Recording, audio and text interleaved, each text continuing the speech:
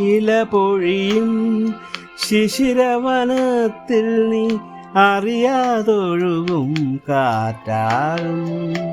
നിൻ മൃദുവിരലിൻ സ്പർശം കൊണ്ടൻ പൂമരമാടി മുടി തളിരണിയും.